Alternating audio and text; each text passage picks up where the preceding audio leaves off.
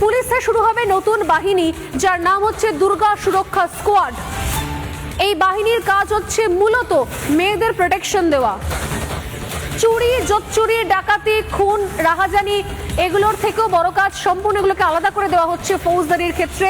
দুর্গা সুরক্ষা স্কোয়াড চালু হচ্ছে প্রত্যেক থানায়, যাতে প্রত্যেক থানার দুর্গা সুরক্ষা স্কোয়াডের নাম্বার থাকবে, দুর্গা সুরক্ষা স্কোয়াডে নিয়োগ হবে, সম্ভবত সেখানে মহিলাদের বেশি নিয়োগ হবে, এবং তাদের কাজই হচ্ছে ওই থানার অন্তর্গত সমস্ত মেয়েদের সুরক্ষাকে নিরাপদ করা, সুনিশ্চিত করা। পরের পয়েন্ট, সরকারি চাকরিতে 33% মহিলা সংরক্ষণ। অনেক হয়েছে, ওবিসি, এ, বি, সি, ডি, ই, এফ, জি, এইচ। এবার আসুন মহিলা সংরক্ষণের বিষয়। সরকারি চাকরিতে 33% মহিলার সংরক্ষণের কথা বলা হচ্ছে এই সংকল্পপত্রে। মহিলাদের 3000 টাকা করে ভাতা দেওয়া হবে। এবার সেই ভাতার নাম ইতিমধ্যে শোনা যাচ্ছে অন্নপূর্ণা ভান্ডার। 3000 টাকা করে দেওয়া হবে প্রত্যেক মহিলাদের। ফসলের সুনিশ্চিত মূল্য, ফসলের মূল্য সুনিশ্চিত করা হবে। মৎস্যজীবীদের উন্নয়ন, অভিন্ন দেওয়ানি বিধি চালু হবে। অর্থাৎ এক এক ঘটনার জন্য এক এক রকমের নিয়ম, আইন কানুন নয়। যদি কোনো অপরাধ হয় তাহলে একই শাস্তি সবার ক্ষেত্রে প্রযোজ্য। গবাদি পশু পাচার রোধ করা হবে। দার্জিলিং চাকে নিয়ে প্ল্যানিং রয়েছে বিজেপির, যদি আসে এই সরকারে তাহলে দার্জিলিং চায়ের ব্র্যান্ডিং তৈরি হবে।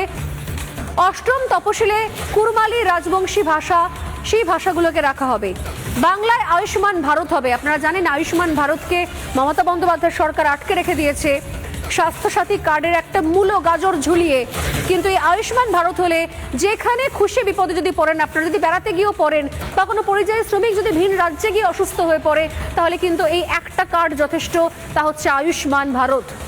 বিনামূল্যে HPV টিকাকরণ করাবে সরকার। এবং আরও একটা গুরুত্বপূর্ণ, খুব গুরুত্বপূর্ণ, তা হচ্ছে বিনামূল্যে স্তন ক্যান্সারের পরীক্ষার বন্দোবস্ত করা হবে। প্রত্যেক জেলায় জেলায়, প্রত্যেক ব্লকে ব্লকে, প্রত্যেক সরকারি হাসপাতালে ক্যাম্প করে বিনামূল্যে স্তন ক্যান্সার পরীক্ষা। যে লাস্ট পয়েন্ট এবং খুব গুরুত্বপূর্ণ পয়েন্ট, তা হচ্ছে ধর্মাচরণের স্বাধীনতা নিশ্চিত করা। না হিন্দুদের জন্য নয়, মুসলিমদের জন্য নয়, ধর্মাচরণের স্বাধীনতা নিশ্চিত করা। অর্থাৎ তোমার ধর্ম যা, সেই ধর্ম অনুযায়ী তুমি তোমার ধর্মীয় যে উৎসব করতে চাও, ধর্মীয় যে রীতিনীতি পালন করতে চাও, সেটা তুমি তোমার মতো করে করতে পারো। কারোর ক্ষমতা নেই সেখানে এসে ইন্টারফেয়ার করার।